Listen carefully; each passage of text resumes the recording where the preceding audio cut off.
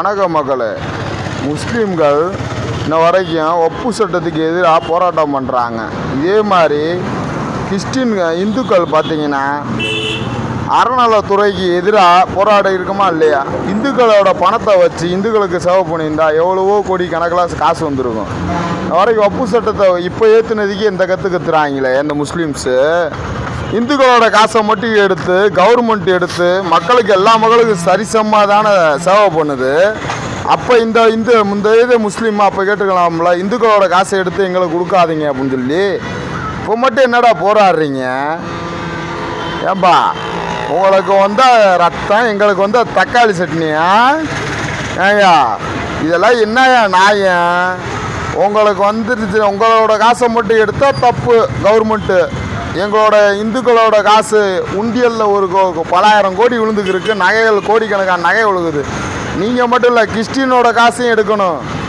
உங்களோட காசு மட்டும் எடுக்கக்கூடாது, கிறிஸ்டினோட காசையும் எடுக்கணும். இது செய்யாமல் இந்த கவர்மெண்ட் செய்து பார்த்தீங்கன்னா இந்த கவர்மெண்ட்டை நாங்கள் வன்மையாக கண்டிக்கிறேன். நல்லா இப்போ முஸ்லீமோட காசை மட்டும் எடுக்காதீங்க, கிறிஸ்டின் கோயிலில் வர காசையும் சேர்த்து எடுங்க, ஓகேங்களா? ஒப்பு சட்டத்தில் ரத்து பண்ணக்கூடாது. இதெல்லாம் கொண்டாடணும். அறநலத்துறைன்னு போட்டு இந்துக்களோட காசை மட்டும் எடுக்கிறீங்களே, இந்துக்கள் இல்லாட்டினா கோடீஸ்வரங்க. ஒருத்தர் முஸ்லீமாக மாறுறான்னா 1 லட்ச ரூபா தரீங்கன்றாங்க. ஆனால் இந்துக்கள் இன்ன வரைக்கும் நாங்கள் 5 லட்ச ரூபா கொடுத்து முஸ்லீமை இந்துவாக மாற்ற முடியும். ஏன்னா அவ்வளோ கோடி சம்பாத்தியம் எங்களுக்கு இருக்குது. இன்ன வரைக்கும் இந்துக்கள் கோயிலில் அவ்வளோ கோடிக்கணக்கான ரூபாய்கள் விழுந்துக்கிட்டு தான் இருக்குது. இன்ன வரைக்கும் பலாயிரம் கோடி தங்கங்கள் விழுந்துக்கிட்டு தான் இருக்குது. இதெல்லாம் ஒரு பொழப்புன்னு தெரிஞ்சுக்கிறீங்க பாருங்க. இந்த பரதேசி பலகள் நல்லா பார்த்துக்குங்க. இவங்க தான் கொஞ்சம் மத இனவெறியர்கள், மத வெறியர்கள் இவங்க தான், வேறு யாருமே கிடையாது. அந்த பரதேசி பலகை தான்.